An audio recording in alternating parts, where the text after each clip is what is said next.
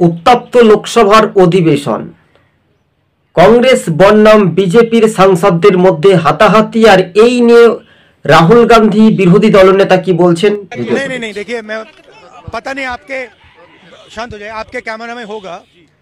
ये पार्लियामेंट की एंट्रेंस है, इसमें मैं अंदर जाने की कोशिश कर रहा था तो बीजेपी के एमपी जो थे वो मुझे ऐसे रोकने की कोशिश कर रहे थे, धकेल रहे थे और मुझे धमका रहे थे, तो वो हुआ है।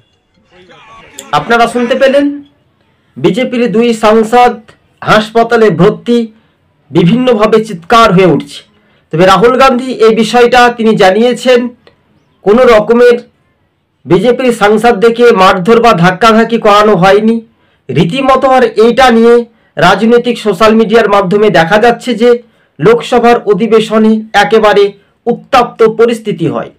তবে শাসক বনাম বিরোধী রাজনৈতিক দলের একটা পরিস্থিতি স্বাভাবিকভাবে মানুষের যে রায় কতটা স্পষ্ট হবে, আর এই নিয়ে রাজনৈতিক মহলে একেবারে ঝড় উত্তপ্ত পরিস্থিতি। আজকে জানেন যে আপনাদের দর্শক বন্ধুদের সঙ্গে আমরা যে তুলে ধরছি, এদিন লোকসভার বিরোধী দলনেতা রাহুল গান্ধী এছাড়াও প্রধানমন্ত্রী নরেন্দ্র মোদী যারা আক্রান্ত হয়েছেন তাদেরকে দেখা করলেন এবং তাদের খোঁজ খবর নিলেন। তবে খুব একটা দুর্ঘটনা ঘটেছে বলে মনে হয় না। সামান্য ধাক্কাধাক্কিতে হয় বিজেপির বয়স্ক সাংসদ তিনি পড়ে যান, কিন্তু কোনো রকমে তার উপরে আঘাত বা মারপিট করানো হয়নি। একেবারে স্পষ্টভাবে সেটাই কংগ্রেসের সাংসদ রাহুল গান্ধী জানিয়েছেন। তিনি বলেছেন কিছুটা অংশ কেটে মিথ্যা প্রচার ছড়ানো হচ্ছে, আর এই নিয়ে সোশ্যাল মিডিয়ায় একেবারে গুঞ্জন, খবরের আপডেট, বিগ ব্রেকিং নিউজ। তবে আমরা সত্যতা যাচাই করিনি।